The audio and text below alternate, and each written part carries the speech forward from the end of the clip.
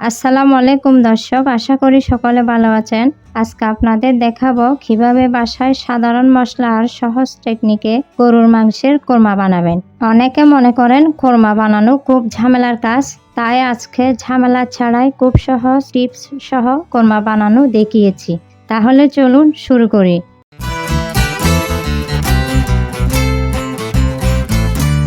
প্রথমে একটা বাটিতে প্রয়োজন মতো গরুর মাংস নিয়েছি। খেয়াল রাখবেন মাংসের পিসগুলো যাতে খুব ছোট না হয়, একটু বড় রাখলে খেতে বেশি ভালো লাগে। এখন এই মাংসের মধ্যে একে একে দিয়ে দিচ্ছি 1 চামচ আদা বাটা, 1 চামচ রসুন বাটা, একটু ধনিয়া পাতা পেস্ট আর 1.5 চামচ পেঁয়াজ বাটা। শেষে দিয়ে দিচ্ছি 1.5 কাপ দুধ দিলে কোরমার স্বাদটা চেঞ্জ হয়ে যায়। এখন হাত দিয়ে সব মশলা আর দুধ মাংসের সাথে ভালো করে মেখে নিচ্ছি।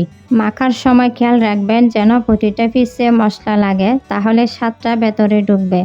মেখে নেওয়ার পর 20 হতে 30 মিনিটের জন্য ঢেকে রেখে দিতে হবে। এখন একটা সিক্রেট মশলা বানাতে হবে।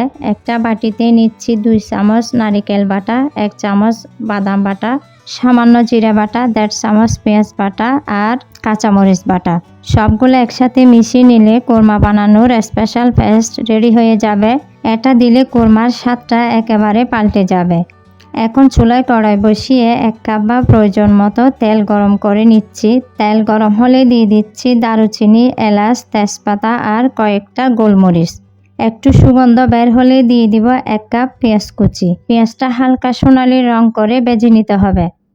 এবার দিয়ে দিচ্ছি আদা বাটা, রসুন বাটা, সবগুলো একসাথে মিশিয়ে 3 হতে 4 মিনিট মাঝারি আঁচে নেড়ে চেড়ে নিব, যাতে কাঁচা গন্ধটা চলে যায় আর মশলাটা ভালোভাবে কষে যায়। এখন দিয়ে দিচ্ছি আগে থেকে বানিয়ে রাখা স্পেশাল পেস্টটা।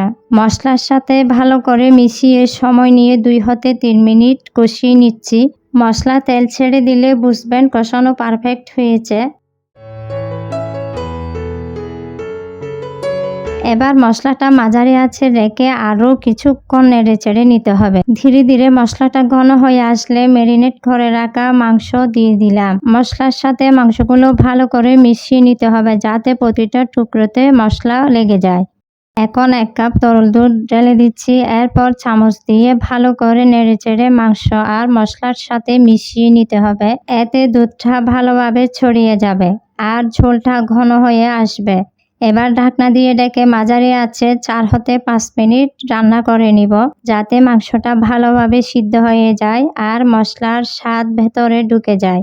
কিছুক্ষণ রাখার পর ঢাকনা তুলে নেড়ে দিলে রান্নাটা আরও পারফেক্ট হয়। এরপর ঢাকনা তুলে অল্প ঘি দিলাম। দেখুন মাংসটা গ্রেভি হতে শুরু করেছে। এখন আরও কয়েক মিনিট এভাবে রান্না করে নিব। যখন মাংসের উপর তেল বেশি উঠবে তখন পেঁয়াজের বেরেস্তা দিয়ে দিবেন।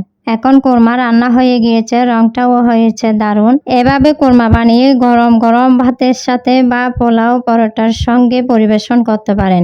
আজ এই পর্যন্ত, সবাই ভালো থাকুন। আল্লাহ হাফেজ।